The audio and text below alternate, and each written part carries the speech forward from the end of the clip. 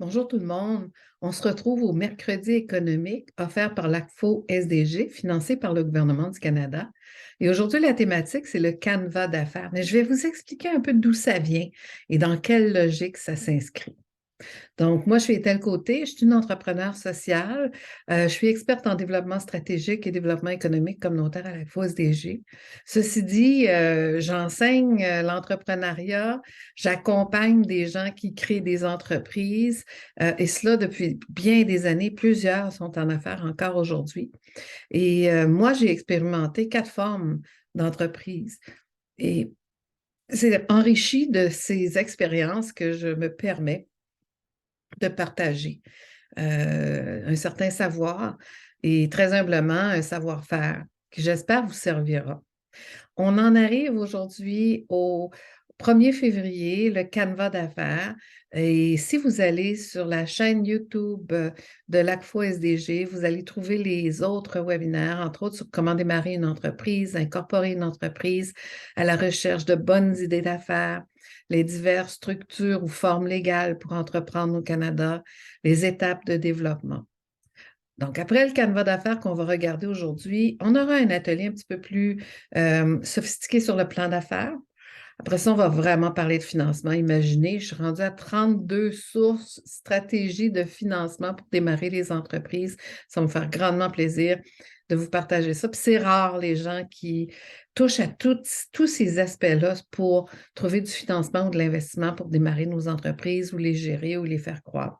Et finalement, le 22 février, ça sera le réseautage d'affaires qui est vraiment important aussi. On ne fait pas des affaires en vase clos, on fait des affaires avec d'autres parce qu'on va solidairement faire la promotion d'autres entreprises et d'autres entreprises vont faire la promotion de la nôtre. Donc, ça me fait grandement plaisir de vous parler d'un outil que moi, j'utilise depuis une dizaine d'années, qu'on appelle le Business Model Canvas, le canevas d'affaires ou la matrice d'affaires. Et ça a été adapté dans différents contextes. Donc, on en parlera dans quelques minutes. Et ceci dit, l'origine même de canevas d'affaires, ça vient de penser, euh, si on veut vraiment développer une entreprise, est-ce que dès qu'on a une idée, on fait un plan d'affaires et on investit beaucoup de temps sur une idée, peut-être qui n'est pas faisable, peut-être qui n'est pas réaliste.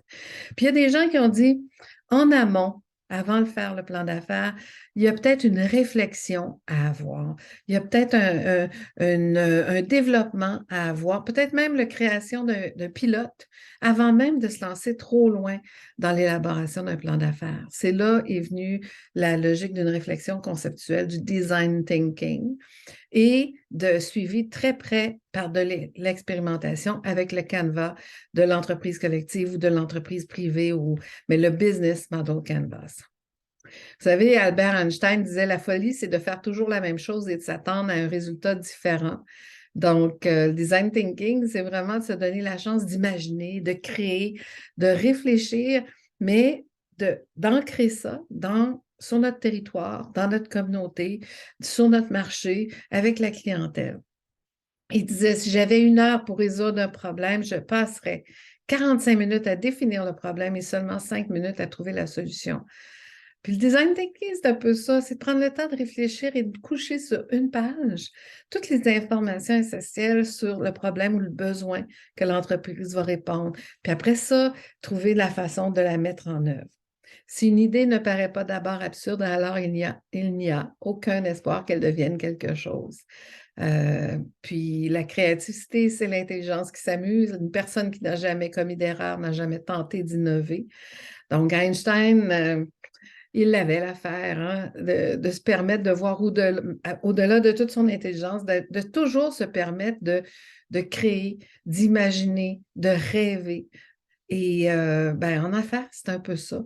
Pas de juste travailler dans les nuages et des idées tellement floues. Non, il faut les camper, il faut les ancrer, nos idées, puis les réaliser. Mais à un moment donné, il faut que notre projet d'affaires réponde à des vrais problèmes ou à des vrais besoins dans la communauté. Puis, il faut le connaître, ça, si on veut proposer vraiment un business, des produits et des services qui répondent au marché, donc qui répondent à ces besoins-là. Donc, les concepteurs du design thinking, c'est Tim Brown puis David Kelly. Ils sont fondateurs de l'entreprise IDEO, une des premières agences de design créée en 91 aux États-Unis. C'est un processus pour innover à partir d'usages existants ou à inventer. Donc, c'est comme partir du chaos, puis de tous les problèmes, puis on en parle, puis on essaie de voir les causes et effets, tout ça.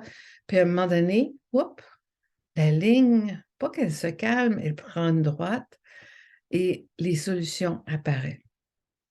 Donc, le design, on dit souvent le design, c'est design de mode, c'est beau, ça paraît bien, c'est pour faire joli. Ben non, c'est pour trouver des solutions de manière créative. Le thinking, on fait souvent référence, design thinking, au remue-ménage, hein. On va brasser des idées, on va vraiment explorer. Ben, dans le design thinking, il faut recherche de solutions de manière créative, mais vers l'action. Il faut que ça nous amène à la pratique. Sinon, ben, on est très loin de ce concept-là qui met bonne connaissance de l'environnement, la recherche de solutions en fonction des problèmes de l'environnement, mais des solutions créatives et projet pilote, action. Donc, on passe vraiment à l'action. On voit aussi à décloisonner le mode de pensée, la façon qu'on pense, la façon qu'on réfléchit, la façon qu'on élabore nos projets, nos activités, notre service, notre produit. Souvent, on dit, ah, il y a tel besoin, on va développer tes... Là, on essaie vraiment de faire éclater ça pour avoir une vision beaucoup plus globale du marché, des besoins, des problématiques, pour encore là proposer une entreprise qui va essayer de répondre à une partie de ce besoin-là. On favorise la transdisciplinarité. Donc, dans le fond, dans ces trois bulles-ci, vous avez l'utilisateur, les gens qui vont acheter votre produit, c'est ceux qui désirent quelque chose, ils ont un besoin, ils ont un problème, ils désirent une solution. Votre entreprise qui, elle, doit trouver des scénarios pour être aussi viable, mais en même temps, de répondre à cet utilisateur-là qui désire des choses. Puis aujourd'hui, ben, la technologie elle prend toute sa place. Puis c'est là avec un support technologique dans plusieurs types d'entreprises, qu'on rend notre entreprise faisable. À la jonction de ces trois bulles-là, c'est là qu'on retrouve l'innovation, la créativité, l'imagination, les solutions qui sortent des sentiers battus. Les étapes du processus de design thinking, il y a de la place pour de l'inspiration, de l'imagination, puis de l'implémentation. Donc, dans l'inspiration, c'est là qu'on va analyser. On va faire des écoutes, on va regarder notre environnement, on va regarder ce qui se passe. Dans l'idéation, pour répondre à la problématique, aux problèmes, aux besoins qu'on a trouvés, on va réfléchir sur des solutions innovantes et pragmatiques. Donc, c'est là qu'on s'en va dans l'imaginaire. Puis par la suite, ben avant de se lancer dans un plan d'affaires, on veut essayer de produire un prototype. On veut le tester. On veut vraiment voir si on crée quelque chose, est-ce que les gens vont vraiment être intéressés à ce quelque chose-là? Est-ce que ça répond réellement aux besoins? Et oui, si les tests sont positifs, si on a des retours positifs des utilisateurs, bien là, on va voir à l'implémentation de cette stratégie-là. Donc, empathie, on développe un point de vue, une belle approche. Oui, on va faire notre ménage pour avoir une variété d'idées.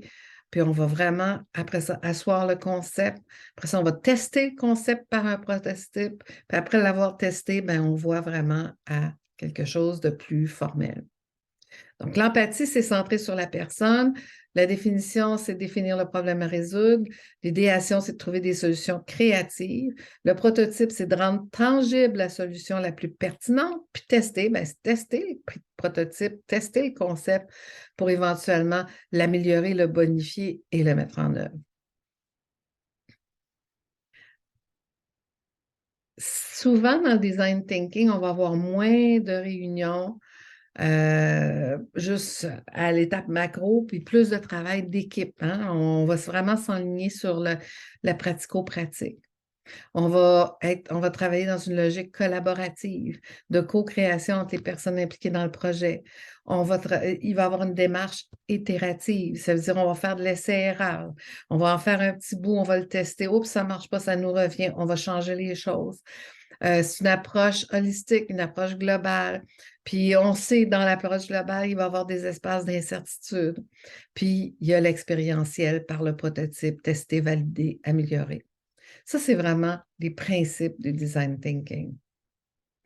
Quand on parle de créativité, collaboration, itération, orientée vers la personne, ça va chercher toutes sortes d'autres compétences, la compétence de leadership, la compétence de bien comprendre son environnement, de l'empathie, de l'écoute, d'être multidisciplinaire, d'être bon en communication, d'avoir une tolérance à l'échec, d'être capable de s'adapter, de vraiment s'inspirer. On fait des tests de notre concept, puis qu'on a des preuves que ça fonctionne plus ou moins, il faudrait l'améliorer, mais à un moment donné, ça fonctionne, qu'on a un bon modèle. À ce moment-là, notre logique se base sur des preuves de la pratique. Puis comment on construit le changement quand on a fait toute cette démarche-là? Là, il y a des gens qui ont développé des outils pour capitaliser toute l'information qu'on a réfléchi en cours de route. Il y a des tableaux stratégiques, il y a des canevas de valeurs, il y a un arbre pour les objectifs. Tu sais, quand vous identifiez tout le problème, puis la situation, le besoin, puis là, vous dites, mais quels seraient les objectifs pour répondre à ces besoins-là? L'arbre de problèmes, après ça, l'arbre des objectifs. Il y a toutes sortes d'outils qui ont été créés, dont le pastel, entre autres, l'image, le canevas visuel, la cartographie et tout ça, pour en arriver à un canevas d'affaires qui est le tableau noir et blanc, là, presque au centre de la diapo. C'est ça qu'on va expérimenter ensemble. Le canevas d'affaires ou la matrice d'affaires ou le business model canvas, c'est vraiment une image. Ça a été développé par Alexandre Osterwalder et Yves Pigneur dans l'ouvrage Business Model Generation, BMG. Il propose une meilleure transition entre le rêve, l'idée, le projet et l'entreprise. Donc, ça vous permet vraiment de cheminer dans votre esprit, dans votre façon de penser, puis dans votre façon de conceptualiser, puis éventuellement mettre en œuvre.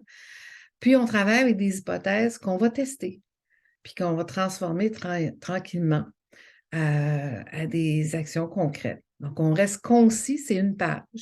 On nomme des hypothèses, puis après ça, on les valide. Puis, il faut vraiment s'assurer de la cohérence dans toutes les sections du canevas, sinon, c'est comme une toile, dans le fond. Vous reproduisez une scène à l'extérieur de la maison, il y a des arbres, il y a un champ, il y a des montagnes au loin, il y a des maisons. Ben, si vous êtes en train de peindre, puis vous, tu vois, les maisons, je ne les mets pas, tiens, il y a un trou ici, ça va, vous n'allez pas avoir un canevas complet. C'est la même chose pour le canevas d'affaires. Il faut qu'il soit complet et cohérent, que l'image se tienne. Ça aide à créer un aperçu général de votre modèle d'affaires, de votre entreprise. Ça vous aide aussi pour les entreprises sociales, quand vous êtes un groupe de personnes qui partent en affaires ensemble, d'avoir encore là, pas dans 15, 20, 50 pages, mais dans une page, la même idée, la même perception de ce que c'est le projet d'affaires. Donc, le canevas d'affaires, c'est une page, comme je mentionnais tout à l'heure. Il y a des cases, comme vous voyez dans la diapositive à gauche. L'atout principal du canevas, c'est simple, c'est facile d'accès, puis ça aide à présenter l'ensemble de votre modèle d'affaires. Puis, on dit souvent, puis moi, je vous le redis, on l'utilise avant de se lancer dans notre plan d'affaires. Un plan d'affaires super simple, ça peut être à peu près 250 heures et plus. Donc, imaginez si vous faites un plan d'affaires sur une idée puis vous vous êtes trompé. Ben, vous allez avoir gagné les leçons apprises, assurément. Mais vous allez avoir perdu du temps que vous auriez pu investir sur l'idée la plus porteuse, la plus significative, celle qui a le plus de potentiel. Donc, comment exploiter le potentiel du canevas d'affaires? Bien, c'est cognitif. Ça permet, si vous êtes une équipe, de partager votre compréhension commune du projet d'affaires. Si vous êtes seul, ça vous permet sur papier d'avoir une vision globale de votre entreprise. Ça vous permet de créer, seul ou avec d'autres, ce projet d'affaires-là. Puis, ces narratifs, ça permet avec quelques mots, des mots essentiels, des mots critiques, de raconter l'histoire de votre entreprise, puis éventuellement du fonctionnement de votre entreprise ou de votre projet d'affaires. L'avantage ou les avantages de cette méthode, c'est que c'est clair que, OK, vous pouvez réfléchir, rêver, juste écrire plein de choses, puis ça vous sera comme de l'écriture automatique, puis bravo, ça vous aura fait du bien. Mais c'est une méthode éprouvée qui vous permet vraiment, au fur et à mesure, vous allez écrire d'abord votre idée, faire des liens avec la clientèle, tout ça, vous allez voir là, dans quelques minutes, mais vous allez retourner. Tu sais, quand on dit itération, vous allez retourner à l'idée, puis vous allez la bonifier. Puis à un moment donné, l'idée se transforme en projet. Puis éventuellement, l'ensemble du canevas d'affaires, ça représente réellement une entreprise qui aurait plein de potentiel. Si c'est une page, il va falloir que vous choisissiez vos mots, hein? Il va falloir que vous soyez synthétique. Il va falloir que vous alliez. C'est pas le temps d'écrire 3 paragraphes pour dire une idée. Ça veut dire que ça va être une phrase, 2 phrases. Mais il faut se donner cette vision d'ensemble-là pour voir si ça fonctionne. Il y a 9 composantes dans le modèle d'affaires. Ça, c'est le modèle d'affaires de base. 9 composantes, l'offre, la relation client, les segments de clientèle, les activités, les ressources, les coûts, les revenus, les partenaires.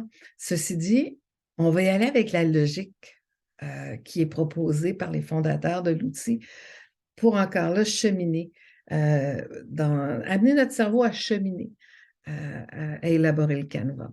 Donc là, c'est beaucoup plus clair hein, que cette diapositive, le canevas du modèle d'affaires. Écrivez le nom de votre projet. Au tout début, ça finira peut-être par le nom d'une entreprise, mais le projet, vous, la date, la version. Moi, ce que j'aime bien, c'est prendre ce dessin-là, puis je m'en vais dans les boutiques d'impression. Je me l'imprime en très, très grand format. Et à ce moment-là, je travaille avec des post-it. C'est une idée par post-it, petit papier collant, et je les déplace dans le tableau. Parce que peut-être des fois, je vais écrire quelque chose, puis je vais le mettre dans une section, puis plus tard, je me rends compte que ça ne va pas là du tout, ça va dans une autre section. Et l'effet des post-it, au lieu de travailler avec une gomme à effet ça, bien, on déplace juste, puis à la fin, on a vraiment notre canevas. Donc, vous voyez, c'est un exemple de canevas d'affaires qu'on a fait avec une entreprise. Les points, ils ont vraiment travaillé avec la couleur jaune, mais l'orange, c'était vraiment l'essentiel. C'est le cœur de leur projet. Si on est plusieurs, vous voyez là aussi la représentation du dessin d'une grande feuille où est-ce que là, on peut être plusieurs à travailler sur le canevas. Je vous ai mis aussi un lien pour avoir la reproduction du canevas d'affaires à reproduire, soit en imprimant ou en installant dans votre. Et je peux vous dire, c'est super efficace. Donc, on va débuter avec le canevas. À la fin, quand je dis qu'il faut que ça soit synthétique, oui, parce que les cases sont petites, mais qu'il y ait une cohérence, bien, c'est là qu'on va regarder après avoir mis du contenu dans chacune des sections. On va refaire le tour. Puis là, ah tiens, on a oublié telle chose dans le clientèle. Ah tiens, on a oublié telle activité. Il faut faire ça avant de faire ça. Ah tiens, ça va coûter ces ressources, ces activités-là vont vraiment coûter à peu près ces ressources-là pour vraiment les mettre en œuvre, puis papa. Et quand on sent, quand on regarde notre canevas, puis on se dit, mon Dieu, ça tient la route, on est prêt d'avoir vraiment un modèle canevas d'affaires, peut-être faisable. Ça va demander un petit peu plus de travail, mais au moins un modèle qui tient la route, dont tous les éléments sont cohérents les uns avec les autres. Il y a eu l'économie féministe a produit un modèle de canevas d'affaires inspiré des valeurs et des principes féministes. Le milieu des arts ont adapté le canevas d'affaires en ajoutant certaines questions particulières sur le public, parce qu'il y a, oui, des clients, une clientèle, puis après ça, il y a différents partenaires, puis ils voulaient vraiment ajouter des nuances. Donc, ils ont subdivisé certaines sections pour aller chercher, encore là dans une page, l'information critique pour le projet des arts. Et vous voyez les chiffres, 1, on part à droite, 2, on va au centre, 3, c'est tout de suite à côté, 4, en haut. C'est vraiment les étapes qui sont proposées pour vivre un premier jet du canevas. Puis après ça, ben, on y va quand il y a quelque chose d'écrit dans chacune des cases. Ben, après ça, on va vraiment regarder le tout dans l'ordre que l'on souhaite. La deuxième étape, c'est là qu'on va regarder tout ce qui est partenaire, qui peut m'aider à réduire les coûts, à créer plus de valeur, à contacter des clients. Est-ce qu'il y a des synergies possibles? Est-ce que c'est un fournisseur? Donc, vous voyez, c'est par là qu'on termine, mais on commence par c'est qui les clients. Est-ce qu'il y a vraiment du monde qui aimerait notre idée d'affaires? Est-ce que ça répond à leurs besoins? Donc, le Canva, tout ce qui est en vert, c'est ce qu'on désire. Hein? Les clients, ce qu'ils désirent, nous, ce qu'on propose pour répondre à ce désir-là et tout. Tout ce qui est en rouge, ça confirme la faisabilité du projet. Et le bas du Canva, c'est là qu'on a les sources de revenus et les structures de coûts. Si ça tient la route, si ça arrive kiff-kiff ou si on a un surplus de revenus sur la structure de coûts, ben c'est là que ça montre la viabilité du projet.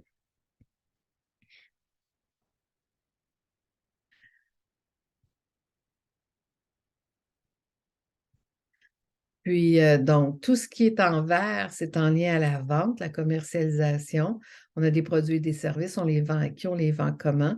Tout ce qui est en rouge, c'est vraiment dans les opérations de l'entreprise. Et tout ce qui est en mauve, ce sont vraiment les finances de l'entreprise. Dans l'entreprise d'économie sociale et solidaire, on a dans un guide tracé, non pas de façon linéaire, mais un processus de développement, les étapes de développement d'une entreprise d'économie sociale. Et à l'étape 6, qu'on appelle image de l'initiative, c'est vraiment le canevas d'affaires. Dans une page, on a une image par des mots, mais on a une image de l'entreprise. Donc, voici un autre exemple de canevas d'affaires pour un beau projet de jeunes de la région d'Ottawa. C'était le canevas d'affaires pour créer un pub. On avait élaboré ça dans le cadre du cours Économie sociale et solidaire à l'École d'innovation sociale de l'Université Saint-Paul. Donc, le canevas pour l'entreprise d'économie sociale, ça ressemble un peu à ça. Au cœur, c'est la vision, les problèmes, les besoins, la mission de l'entreprise, la structure aux formes légales, les valeurs. Puis, après ça, l'étape 2, pour qui? L'étape 3, le comment. Puis l'étape 4, combien? Puis l'étape 5, comment on évalue les avancées. Donc, on part. Donc, si on reprend le canevas d'affaires de l'entreprise privée ou de l'entreprise quelque forme que ce soit, là, partenaire, une propriété unique, même une coopérative. En tout cas, ceci dit, disons qu'on prend ce format-ci qui est le format de base du modèle d'affaires, de la matrice d'affaires. Moi, je propose toujours de commencer au centre, même si les autres disent de penser à la clientèle, parce que ça vous permet au moins d'écrire quelques mots sur votre idée d'affaires, sur votre projet d'affaires, sur votre produit. Qu'est-ce que vous proposez? Quelle est votre proposition de valeur pour chercher à répondre à un besoin ou un problème de vos clients, de vos clients? Donc, dans cette section-là, vous allez essayer, ça, c'est des questions indicatives. En vous posant ces questions-là, vous devrez être capable d'écrire quelques mots, quelques phrases. À quel besoin répondez-vous? Problème remédiez-vous? Pourquoi votre clientèle choisirait-elle vos produits ou vos services? Qu'est-ce que la clientèle veut vraiment? Quelles sont les caractéristiques qui permettent à vos produits ou à vos services de distinguer? Quelle valeur apportez-vous à vos clients? Donc, c'est vraiment le texte votre mission comme entreprise, puis votre proposition de valeur, comment vous vous distinguez, qu'est-ce que vous allez offrir pour bien répondre à la clientèle. Dans la section clientèle, c'est là que vous allez peut-être avoir juste une clientèle, peut-être que vous vendez des produits, des services juste aux adolescents de 13 à 18 ans. Et c'est ça, votre clientèle en milieu urbain, en milieu rural, puis c'est tout. Donc, vous allez avoir un segment de clientèle, mais ça se peut que ce soit les familles, les jeunes, les adolescents. Donc, si vous avez un produit qui peut être adaptable, puis à répondre à plus d'un besoin de plus d'une clientèle, bien là, vous allez écrire quelques segments de clientèle. Donc, les segments de clientèle, c'est qui sont-ils? Pourquoi ils achèteraient de vos produits et de vos services? Où est-ce qu'ils sont? Dans quelle ville? Dans quel village? Dans quel quartier? On est capable d'avoir des chiffres démographiques qui expliquent c'est qui ce monde-là, c'est quoi leurs besoins. Vos clients n'existent pas pour acheter, vous existez pour répondre à leurs besoins.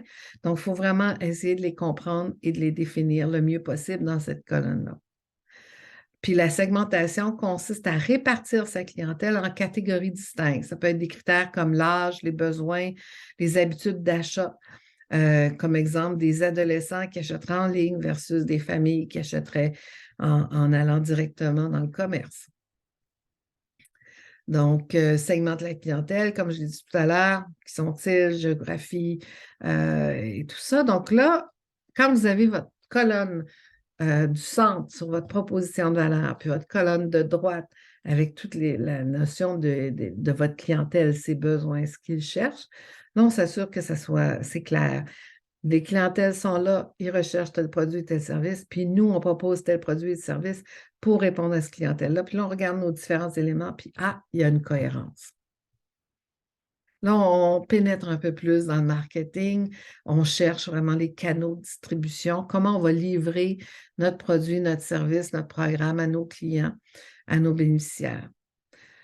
Donc, encore là, quelques questions vous pourriez vous poser pour cette boîte-là. Tous les moyens de communication, de distribution, vos canaux de distribution pour permettre à votre clientèle d'acheter vos produits et vos services. Comment entendez-vous faire connaître vos produits et vos services? Que ce sera de la promotion en ligne. Est-ce que vous allez privilégier la publicité dans le journal? Puis la relation avec les clientèles, comme je vous l'avais montré tout à l'heure, ces trois cases-là à droite, c'est tout ce qui est marketing, hein? C'est tout ce qui est commercialisation, c'est qui achète, comment ils vont acheter, quelle va être notre relation directement avec eux. Est-ce qu'ils viennent en magasin ou ils achètent en ligne? Est-ce qu'ils vont acheter notre produit parce qu'il y a un intermédiaire qui vend notre produit? Donc, comment une entreprise obtient-elle, conserve-t-elle, fait-elle croître ses clients? Donc, il faut vraiment préciser la relation qu'on va avoir avec cette clientèle-là, puis éventuellement les coûts.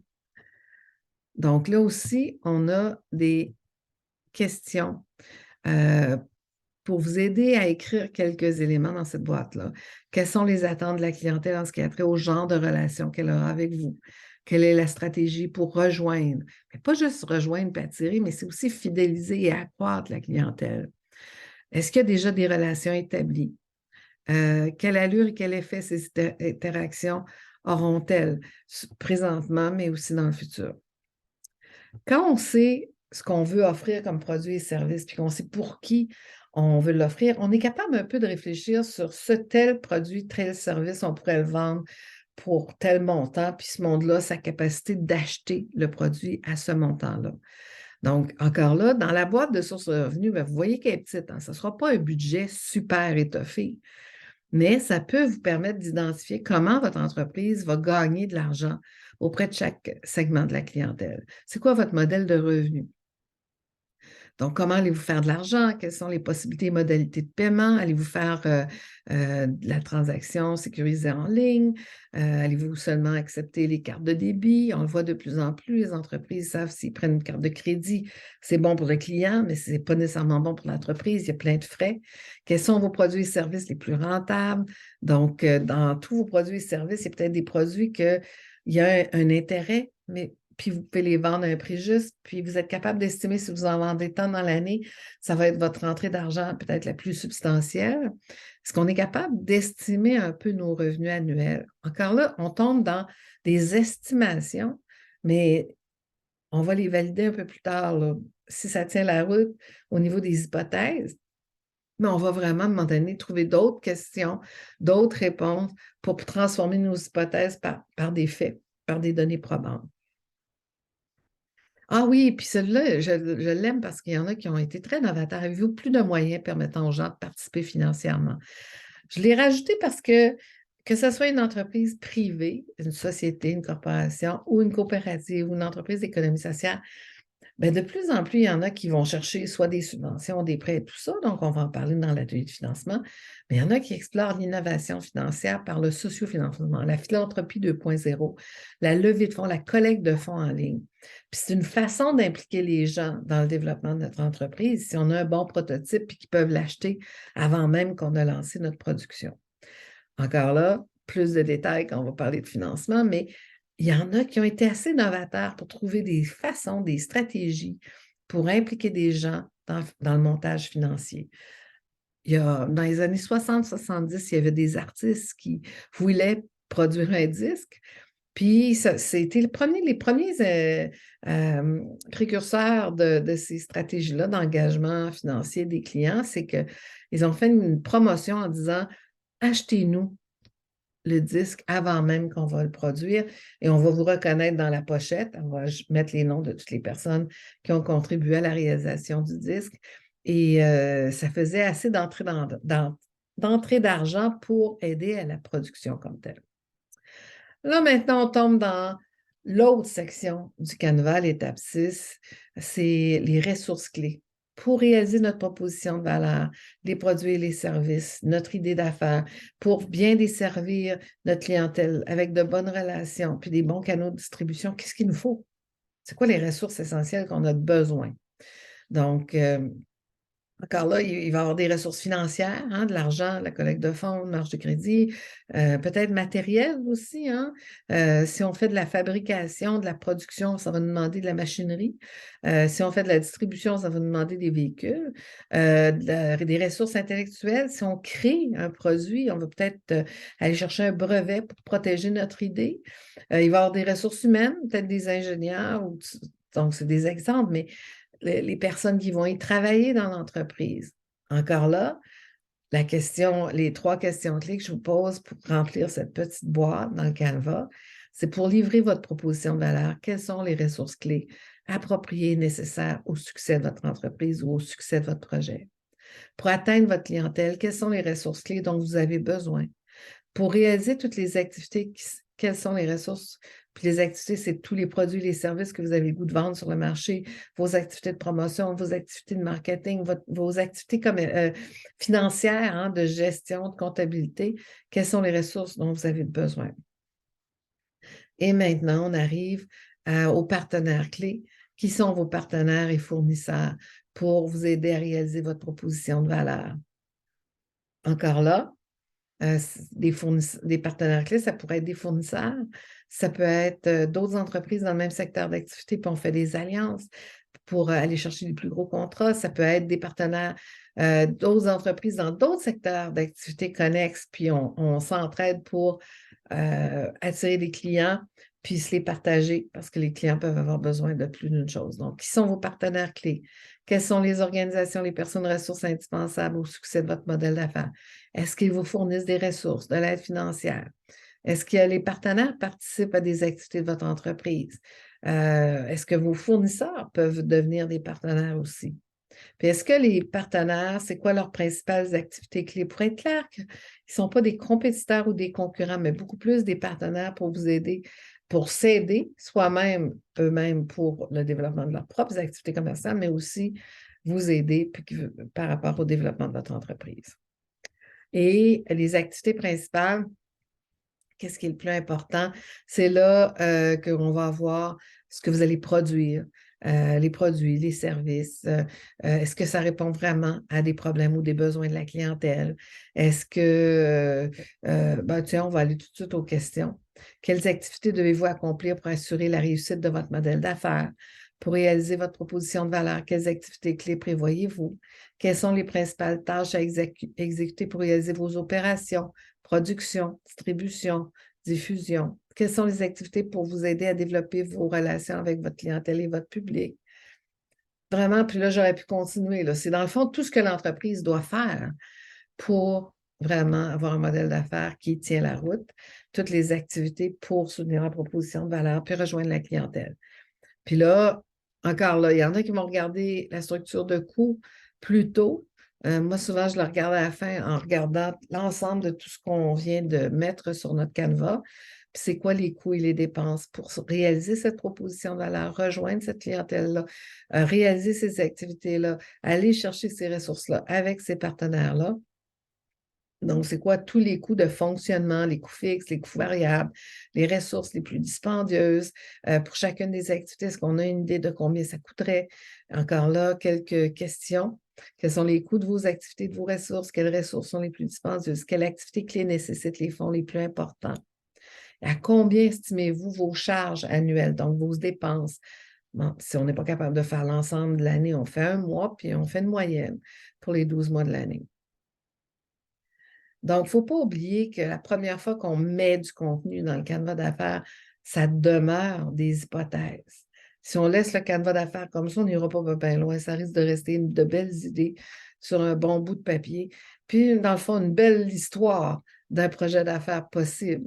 Donc, il faut transformer ces hypothèses-là en éléments concrets. Et c'est pour ça, si on se rend compte que nos hypothèses, il y a une logique, que ça tient la route, qu'il y a une possibilité de faisabilité, possibilité de viabilité, bien, c'est là qu'on va continuer notre trajectoire, notre parcours et réaliser un plan d'affaires. Vous savez, le plan d'affaires, ça va être de reprendre presque chacune de ces boîtes-là puis de rajouter du contenu. Donc, quand on a un bon canevas d'affaires, dites-vous, on vient de sauver beaucoup de temps pour réaliser le plan d'affaires comme tel. Je vais vous donner des exemples concrets. Flickr, je ne sais pas si vous connaissez, mais c'est une application pour le partage de photos. Puis il y a une partie, c'est du partage de photos gratuit. Puis là, ben, si on aime leur service, il y a une partie de leur application qui est payante. Leur clientèle, si on regarde les segments de clientèle, c'est des utilisateurs occasionnels, du monde qui vont juste aller sur l'application une ou deux fois, puis partager certaines photos. Puis il y a des gros utilisateurs qui vont mettre toutes leurs photos sur ces espaces-là pour les partager. Puis là, vous voyez, dans chacune des sections, c'est un mot, deux mots, trois mots.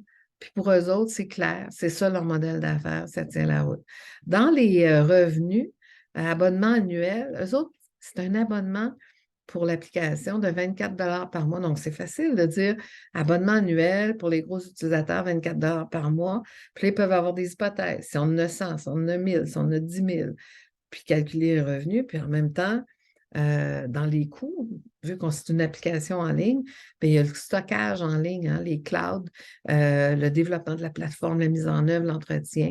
Donc, habituellement, c'est facile pour eux autres quand ils savent certaines de ces dépenses-là de multiplier par un montant par mois, tout ça.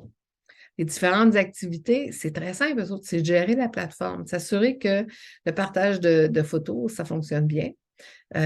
Puis, ils ont une marque de commerce qu'ils ont enregistrée parce qu'ils étaient les seuls, pas les seuls, mais Flickr, la façon qu'ils l'avaient faite avec leur,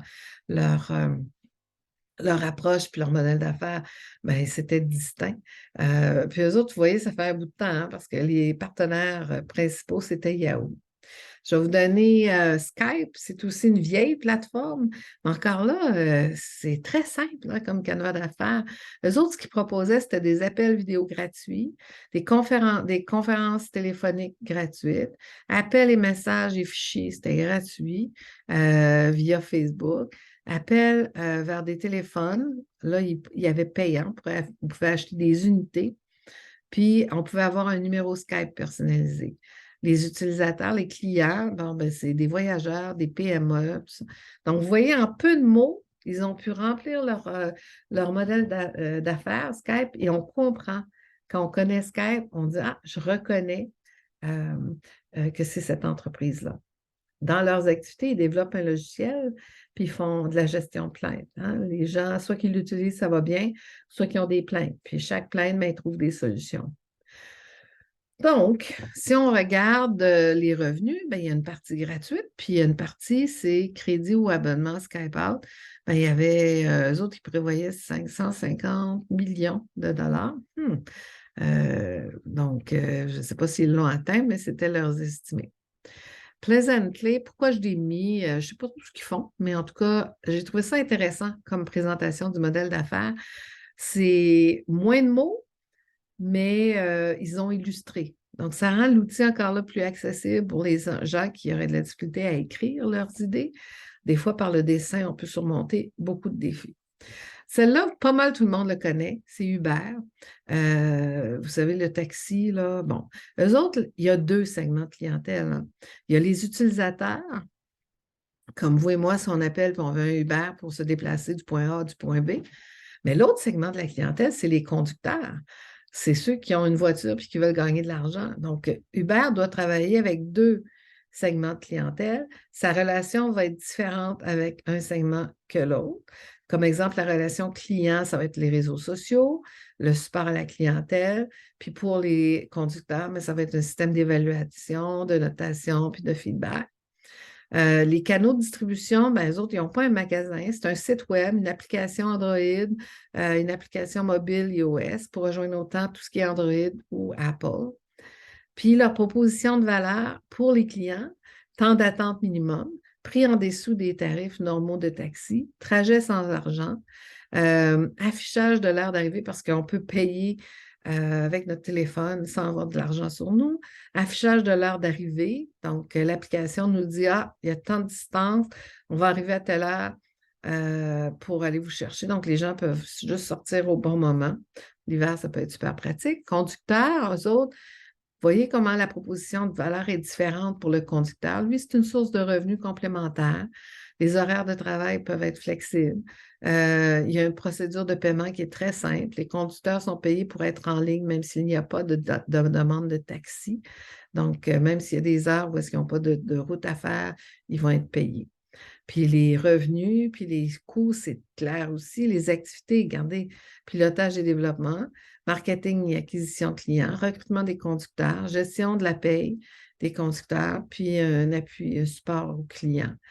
Puis les partenaires, conducteurs avec leur voiture, donc ils sont au cœur même de la proposition de valeur. Les conducteurs, ils sont au cœur même du segment de la clientèle, puis ils les ont aussi identifiés comme partenaires clés parce que s'il n'y avait pas de conducteurs, ben comme partenaire clé, le modèle d'affaires ne tiendrait pas la route.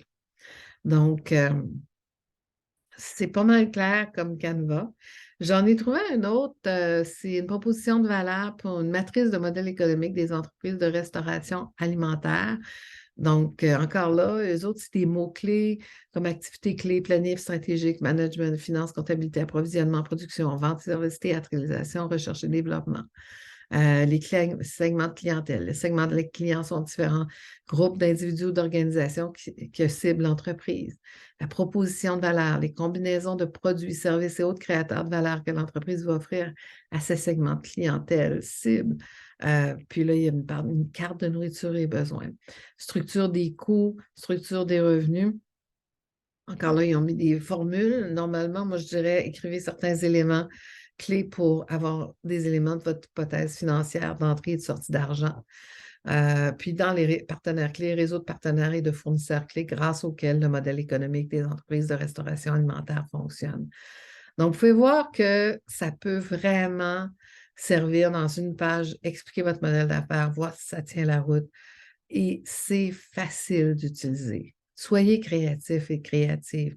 Réalisez votre canevas d'affaires pour votre idée. Transformez votre idée en projet et transformez votre projet en entreprise. C'est tellement, tellement facile. Sur ce, je vous ai mis certaines ressources ici, mais si vous faites Business Model Canva, matrice d'affaires, Canva d'affaires, vous allez trouver plusieurs ressources en ligne, Design Thinking, plusieurs ressources en ligne en français pour vous guider dans le processus. Il y a même des applications en ligne où est-ce que vous allez écrire dans les cases et vous pouvez avoir un beau Canva tout propre, tout prêt à être présenté à vos supporters, à vos partenaires ou même à vos investisseurs. Sur ce, on vous souhaite une bonne fin de journée puis on se revoit la semaine prochaine.